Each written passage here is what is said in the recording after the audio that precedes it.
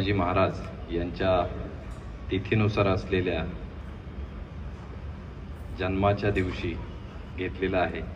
ही अतिशय प्रेरणादायक बाब आहे आपल्या सर्वांसाठी. खरं तर आजच्या दिवशीचा हा प्रोग्राम शिवाजी महाराजांबद्दल असलेली इतिहास आपण जो सर्वजण जाणता तो अतिशय जगाला आदर्शवत असा असलेला इतिहास आणि त्यांच्या तिथीनुसार असलेल्या जन्मदिवसाच्या दिवशीचा हा प्रोग्राम त्यानिमित्त या ठिकाणी उपस्थित राहिलेले आमचे बंधू पुणे महानगरपालिकेचे नगरसेवक युवराज रेणुसे, या शाळेच्या प्राध्यापिका मालुसरे मॅडम, राष्ट्रीय व्हॉलीबॉलपटू अंकित, या क्लबचे सर्वेसर्वा आणि मार्गदर्शक, तुम्ही सर्वजण जरी सर्वेसर्वा मला म्हणत असलात तरी खरे सर्वेसर्वा हे संतोष सर आहेत, रोहित सर आहेत आणि आमचे आधारस्तंभ सर्वांचे आप्पासाहेब. खरं तर दरवर्षी या ठिकाणी मी येतो, पालकांना आपल्या विद्यार्थ्यांना मार्गदर्शन करतो. नवीन नवीन काहीतरी दरवर्षी गोष्टी घडतात, परंतु आज शिवजयंतीच्या माध्यमातून खरं तर 19 फेब्रुवारीला आपल्या तालमीतील सगळी मुले सिंहगडावर जाऊन तिकडनं मशाल आणली होती. हा पहिला 19 फेब्रुवारीला आपल्या क्लबकडून झालेला उपक्रम आहे आणि हा इथून पुढे चालू राहील. मला वाटतं पुढच्या वर्षी देखील व्हॉलीबॉलचे खेळाडू सुद्धा घेऊन आपण सिंहगडाहून या ठिकाणी ज्योत आणण्याचा पायंडा पाडलेला आहे, तो कंटिन्यू करूयात.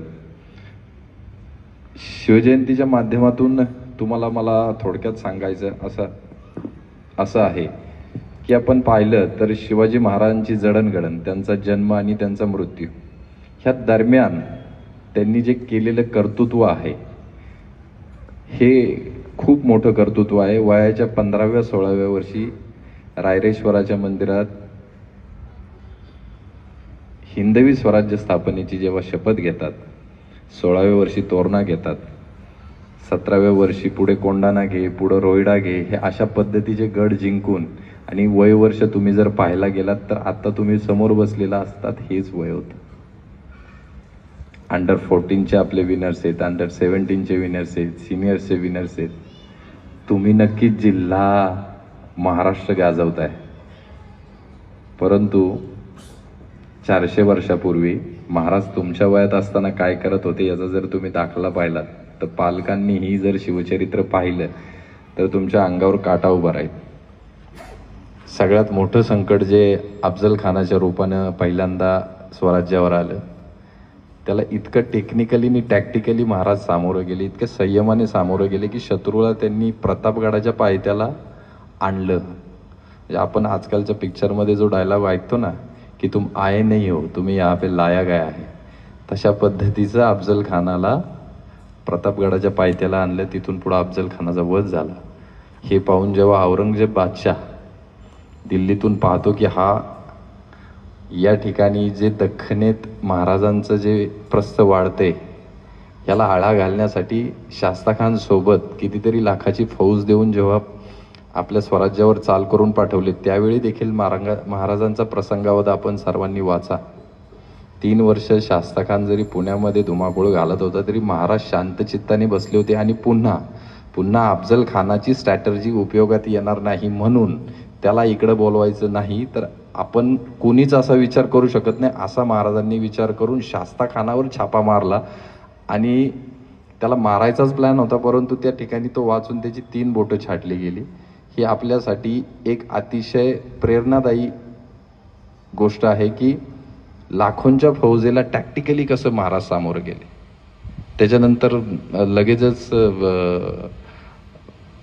मला वाटतं सिद्धी जोहर पन्हाळ्याचा वेढा आला. त्याच्यानंतर महाराजांना आग्र्याला बोलवलं गेलं. आग्र्याच्या आधी पुरंदरचा तह झाला. तहामध्ये कशी बोलणी केली गेली, तो तह देखील एक अभ्यासाचा विषय आहे. टॅक्टिकली तो तह महाराजांनी कसा केला, या सगळ्यांचं खरं तर सर मला वाटतं महाराजांचं आजच्या या दिनानिमित्त मला असं सांगणं राहील की या मुलांना महाराजांचे जे काही शिवचरित्र आहे म्हणजे त्यात खेळाडूंनी घ्यायच्या ज्या गोष्टी आहेत, टॅक्टिकली गोष्टी, की एखाद्या तहाची जरी बोलणी कशी करायची असतील ती कशी केली गेली पाहिजेत, कुठं 2 पावलं मागायचं, कुठं अटॅक करायचा, कुठं लपून बसायचं, कसा अटॅक करायचा, याच्यातून खूप शिकायला मिळतं. त्यानंतरही तहात गमावलेले किल्ले परत कसे घेतले गेले, राज्याभिषेकापर्यंत हिंदू स्वराज्य कसं निर्माण केलं गेलं, ह्या अतिशय आणि अतिशय जगातला एकमेवा जो असा राजा आहे की त्यांनी हे सगळं शून्यातून निर्माण केलं. बाकी 99% राजे हे आपल्या वडिलांच्या पावलावर पाऊल सिंहासन चालवत आलेले. परंतु महाराजांचा विषय हा खूप मोठा जगामध्ये मार्गदर्शक मानला जातो. त्यांच्या जन्मदिवशी मला या ठिकाणी बोलायची संधी दिलीत आणि सगळेच आपले विद्यार्थी आहेत म्हणून मी हे 4 शब्दात तुमच्या सर्वांसाठी सांगतो. आणि संतोष सरांना असंही सांगतो की आपल्या सर्व मुलांसाठी एखादं शिवचरित्राचं व्याख्यान नेक्स्ट इयर ठेवावं, जेणेकरून मी ज्या काही गोष्टी बोललो, म्हणजे एक खेळाडू असताना पुढच्या टीमला कसं हरवायचं, कुणाला ओव्हर कॉन्फिडन्समध्ये किती, मी आता मला माझ्या साध्या शब्दात तुम्हाला सांगतो की हाऊ टू कम्पेअर कसं करणार तुम्ही. महाराज तुमच्या जागी आता खेळताना असते तर तुम्ही काय विचार केला. तर हा साधा आणि सोपा प्रश्न आहे की पुढच्या टीमला ओव्हर कॉन्फिडन्समध्ये कसं घालवायचं. जसं अफजल खानाला महाराजांनी ओव्हर कॉन्फिडन्समध्ये घालवलं, शास्ता खानाला त्यांनी आपण काय म्हणतो हे कसं ठेवलं, म्हणजे विचारच करायला वेळ कसा नाही दिला, असा अटॅक कसा केला गेला. किंवा एखाद्या टीम बरोबर जर तुम्हाला 2 हात करायची वेळ आली अचानकच, किंवा कधी कधी अशी परिस्थिती येते की रेफरीज तुमच्या बाजूने नसतात, तिथलं पब्लिकही तुमच्या बाजूने नसतं, अशा वेळी तुमच्या टीमचं प्रपोगंडा कसा केला पाहिजे. म्हणजे महाराजांच्या बाबतीमध्ये प्रपोगंडा ही एक चांगलं अस्त्र त्या काळात महाराजांनी वापरून घेतले की महाराजांना गायब होता येतं, महाराज कुठेही प्रकट होऊ शकतात, महाराज खूप असेच आहेत, महाराज तसेच आहेत. हा जो प्रपोगंडा केला होता हा महाराजांच्या हेर खात्याने केला होता आणि त्याच्या पाठीमागे काहीतरी विशेष अशी कारणं होती. सो मलाही ऐकायला मिळतं की ABSFचा टीमचा आपल्या भाषेत लय डेंजर टीम आहे, लय भारी टीम आहे, हे ऐकून बरं वाटतं. पण खरंच जर तुम्ही अजून शिवचरित्राचा अभ्यास केला तर तुम्हाला, आणि मी देखील माझ्या खेळण्यामध्ये या सगळ्या विषयाचा अभ्यास केलेला आहे, तुमची बुद्धी, तुमचं प्रसंगावधान प्रगल्भ होण्यासाठी शिवचरित्राचा अभ्यास करणं खूप महत्त्वाचं आहे. या ठिकाणी आमच्या मित्रांनी सांगितले की आपण आंतरराष्ट्रीय दर्जावर जाण्यासाठी आपण इथून पुढे पावलं उचलली पाहिजेत. मला वाटतं संतोष सर, आपली जी सिनियरची टीम होती, म्हणजे एक 15 वर्षापूर्वी 10 वर्षापूर्वी जी टीम आली होती, आता या टीमसाठी आपण काहीतरी स्पेशल करूया जेणेकरून खालच्या मुलांना त्यांचा आदर्श मिळेल.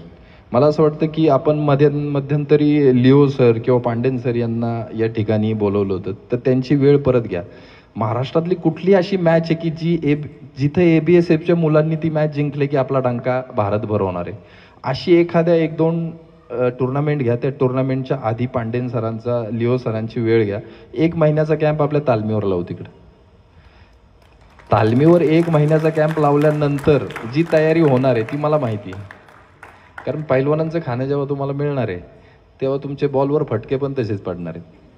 सो असं काहीतरी आपण आता सरकारकडून, आता तुम्हाला सांगतो 2 वर्ष झालं आपल्याला खेलो इंडियाची मान्यता मिळालेली, पण 1 रुपयाचा निधी आलेला नाही आहे. मला कळत नाही आहे की आम्ही खेळाडू म्हणून खेळाडूंकडे लक्ष द्यावं की ह्या शासकीय योजनांकडे लक्ष द्यावं. शासकीय योजना जरी आल्या तरी त्या आपल्यापर्यंत काय येत नाहीत, त्याच्यासाठी पाठपुरावा करावा लागतो, तेवढा वेळ नसतो. सो मला वाटतं की आपण जे उभं केले त्याचाच आधार घेऊन आपण इथून पुढं व्हॉलीबॉल प्लेअरसाठी पण देखील एखादी अशी महाराष्ट्रात कुस्तीत कशी महाराष्ट्र केसरी असते, हिंद केसरी असते, त्याची तयारी केली जाते, अशी महाराष्ट्रातल्या 1-2 सिनियर्सच्या स्पर्धा घ्या तयारीमध्ये आपल्या, चला, आणि त्याची तयारी आपण तालमीवर करून घेऊ. सध्या आपल्या शाळेचं ग्राउंडही तिथं होतं आणि आपली 12वी पर्यंत पण शाळा होती. सो अशा बऱ्याच गोष्टी आपल्याला इथून पुढे करता येणार आहे ज्या आजपर्यंत आपण केल्या गेल्या नाहीत. सो मला असं वाटतं की नवीन पर्व यावर्षीपासून चालू होतं आहे आपल्या संस्थेचं. संतोष सरांनी सुरू केलेल्या अमोल बुचडे स्पोर्ट्स फाउंडेशनला 15 वर्ष पूर्ण होऊन त्यानंतर आता त्याचं स्पोर्ट्स फाउंडेशनची एक शाळा होती आहे, ग्राउंड होतं आहे, एक मोठी वास्तू होती, ही खूप जमेची बाजू आहे. आणि व्हॉलीबॉलच्या ट्रेनिंगमध्ये पण आपण फरक करूयात. तुम्हा सर्व पालकांचं खूप खूप अभिनंदन करतो दरवर्षीप्रमाणे की तुम्ही मुलांना इथं घेऊन येतात. आता सर बोलले की ही मुलं नांदेड, शिर्डी, बँगलोर, दिल्ली इकडं फिरतायत आणि कम्पॅरेटिव्हली बाकी मुलांच्या तुलनेत आपली मुलं खरंच लय भारी आहेत, ही फिरताच आहेत. तुम्ही खरंच ते बोलले की मी थोडंसं आठवलं की आमच्या काळात आम्ही फिरत होतो, आम्ही लहान होतो तर पर्याय नव्हत्या, पण आता खूप पर्याय असून देखील ही मुलं फिरतायत. That is good. हे खूप छान आहे. मुलांना समाजात वावरण्याची आणि डेअरिंगनी राहण्याची सवय लागते आणि तुम्ही सगळ्याला अभिनंदनास पात्र आहात या गोष्टीसाठी. शिवजयंतीच्या माध्यमातून आज मला थोडंसं तुम्हाला सर्वांना शिवचरित्रावर थोडंसं बोलता आलं. त्याबद्दल माझं मी भाग्य समजतो की या दिवशी आज तुमच्यासारख्या मुलांपुढं, स्टुडंट पुढं बोलता आलं. आणि खरंच आजच्या दिवसातून आज जे 2 संकल्प मांडले शिवजयंतीच्या निमित्तानं जे असतील किंवा आपल्या टीमसाठी काहीतरी करण्याचे, हे नक्कीच आपण चालू वर्षात करूयात. नवीन काहीतरी बदल करूयात आणि नॅशनल विनर तर आपण आहोत, इंटरनॅशनल विनरचं आपण टार्गेट ठेवूयात. जरी शासनाने आपल्याला मदत केली नाही केली तरी आपण आपल्या पद्धतीने करूयात. आप्पासाहेब आणि युवराज साहेब आहेतच आपल्यासोबत, 100% आहेतच. आणि सध्याचं जे राजकीय गणित आहे त्या राजकीय गणितात माझ्या दृष्टीने परफेक्ट असं आपलं गणित चाललेलं आहे. बाकी राजकीय भाष्य करण्याचं हे व्यासपीठ नाही, तरी पण भविष्यात येणाऱ्या काळामध्ये आपण सर्वांनी मी पाहिलं की 10-15 वर्ष नुसतं खेळून चालत नाही, तर थोडं राजाश्रय, राजकारणाश्रय, समाजकारण, अर्थकारण अशा गोष्टींचा थोडा सहारा घेऊन चालावं लागतं. अदरवाईज आपण कुठपर्यंत येऊन बसलोय, आपण येऊन बसलोय नॅशनल चॅम्पियन्सपर्यंत. आपल्याला इंटरनॅशनल चॅम्पियन्स व्हायचं असेल तर आपल्याला नक्कीच आपल्या क्लबमध्ये काहीतरी बदल करावे लागतील.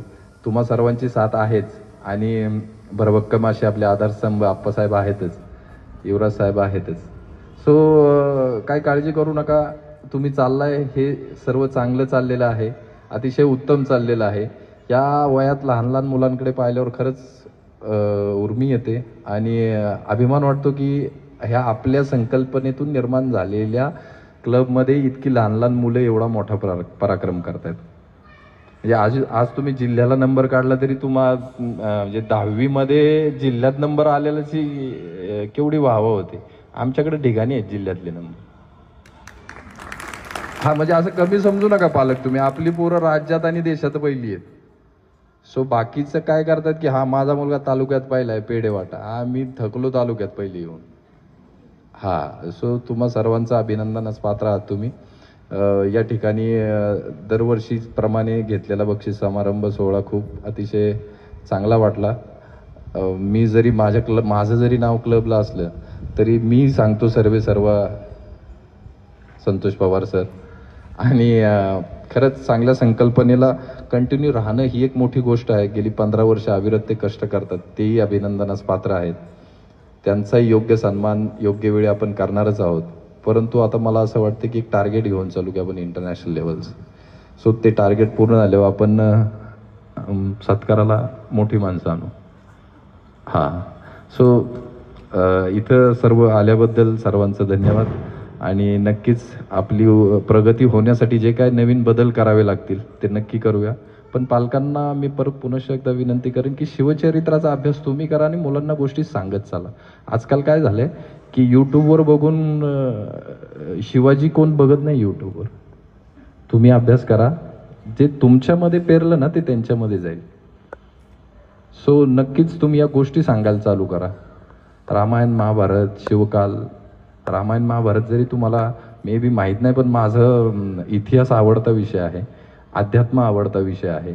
मला या विषयावर बोलायलाही आवडतं. मी नक्कीच अजून तासभर बोलेल महाराजांवर. पण ठीक आहे, लहान मुलं खूप वेळ बसलीत, खेळणाऱ्या मुलांना एवढा वेळ बसवायचं नसतं. आणि मी यायच्या आधीपासून बसलेली आहेत, त्याच्यामुळे तो त्यांच्यावर होणारा अन्याय मला पाहवत नाही आहे. हो की नाही रे?